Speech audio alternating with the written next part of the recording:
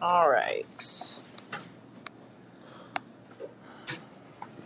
So you guys had different displays assigned. In just a minute, I'm going to put up what the different displays should have looked like. You can look at yours, compare it to what it should have looked like. I use Staplet to make these. Describing the distribution of home runs, there's my context, for Barry Bonds is fairly symmetric. There's my shape. With a mean of 33.9 home runs, there's my center, and a standard deviation of 15.4 home runs. There's my variability. There are no outliers. So I got my context, I got shape, I got outliers, I got center, I got variability. So we got our socks in there. This is actually a pretty decent example of how you can do it with like 2 sentences. I'd say if you're comparing distributions, it's harder to do it in just 2 sentences. I do not know why that happened, sorry. All right, so far so good? All right. Let's look at these different distributions. I had stem plot, and then we also had split stem plot, so I've got all of those up here that are going to come up on the screen. And I'm also going to show the calculations for why there is no outlier. There we go.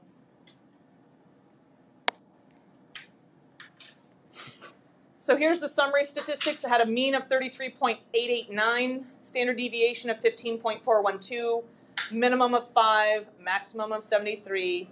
Q1 was 25, Q3 was 45. If I subtract those two, what's 45 minus 25?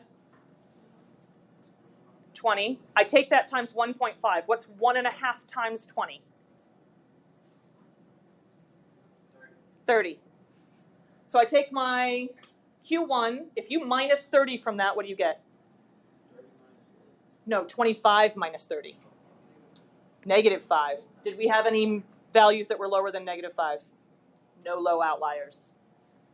If you take your Q3 and you add 30 onto it, 75. That's not bigger than 75. We got some numbers that are close to being outliers. They don't actually qualify as outliers. Histogram with a bin size of 10 looks like this. Here's what the box plot looked like. Here's what the dot plot looked like. Here's a stem plot. Notice this stem plot looks an awful lot like the histogram, just turned on its side and with numbers instead of bars. It looks like they took that and flipped it on its side here. Not precisely, but very close. And then that's what a split stem plot looked like. Remember, for stem plots of any kind, you have to provide a key. All of the graphs need to have titles. So you have to have titles when you're doing graphs. It doesn't matter what kind of display that is. And then the last one that I had asked you guys to look at was number 5. That was comparing this distribution to the one for Barry Bonds. So Barry Bonds, we had these different ways of representing the distributions. We had a dot plot for Mark McGuire, but then we also had our 5-number summary. We knew the mean and the standard deviation. We also had a value for n. I'd say the distribution of home runs for both comparative language, Barry Bonds and Mark McGuire, are fairly symmetric. The center, the mean, is slightly higher for Mark McGuire, as well as his standard deviation being higher. There are no outliers for either distribution. The only thing that I would change about this is I would actually stick the values in there since we have known values. I would be reporting the values and stick units on there. So mean of 35.6 home runs. Standard deviation of 18.69 home runs.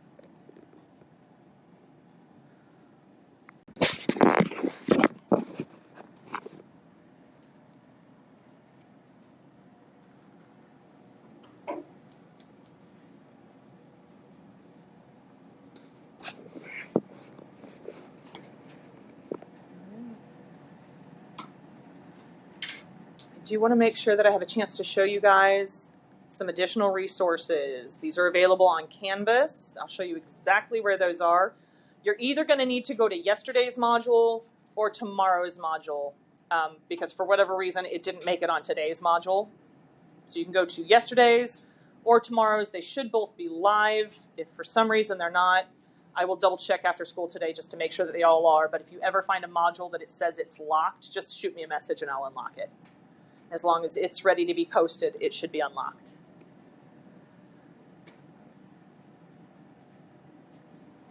I'm going to minimize this for just a second. I can bring it back up if you guys need me to, but I'm going to go ahead and minimize this. And I'm going to pull up our Canvas page to show you where those resources are. So when you log into Canvas and you go to our page, looks like this guy right here. I'm going to click on modules. Again, you would need to go to either yesterday's where it says Chapter 1, Review Day 1. We didn't actually have a chance to get to this because we were talking about other things. Or you can go to Thursday, Review Day 2. Either one of those has these extra resources on it. There's multiple choice practice. I would highly, highly, highly, highly, highly recommend you guys do this. Multiple choice is half the points on the test. So please, please, please. Same thing with the AP exam, which is why we do the test that way. Half the points are coming from the multiple choice. Multiple choice practice, this is done like on a Google form, so it's multiple choice, and it is set to give you your score at the end, so you should know you got right, you got wrong, you guys can come in with questions. The other thing here is a Desmos activity. If you click on this, it will take you to a Desmos activity that allows you to match. You should do this either from a computer or from a tablet. It's not going to work well on your phone because you're supposed to move tiles around. You don't really have enough space when you do it on your phone. That one's really good for matching box plots and histograms and our summary statistics together. So if you know what the mean and the median is, you know what your standard deviation is, you know your 5-number summary, which graphs would that go with? What would it look like as a histogram versus a box plot? Which ones go together? So that one's really good too. So we've got those 2 additional resources along with your test review. I'll take any questions you guys have off your test review tomorrow. That is keyed out right down here at the very bottom. So again, I'm in tomorrow's module up on my screen right now.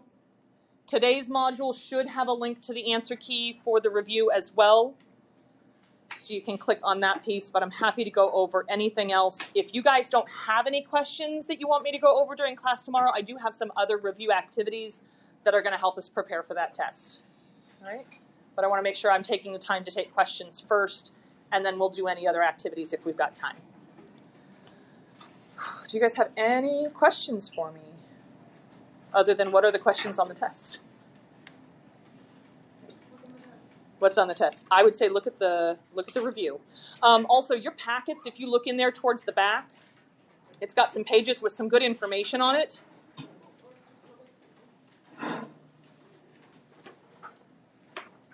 Yes. And calculating the standard deviation on the test? It will not. You do not have to calculate the standard deviation by hand on the test. Yes, sir. I will check and tell you tomorrow. I don't remember off the top of my head. Usually it's going to hover somewhere between 10 and 15, just depending. Usually looking, like I said, multiple choice is usually going to be at least 1 page, maybe 2 pages, and then there's going to be a certain number of short answer questions. Lainey, you had a question? Oh, same question. Yes, sir. Oh, that, yes. Hold on just a second.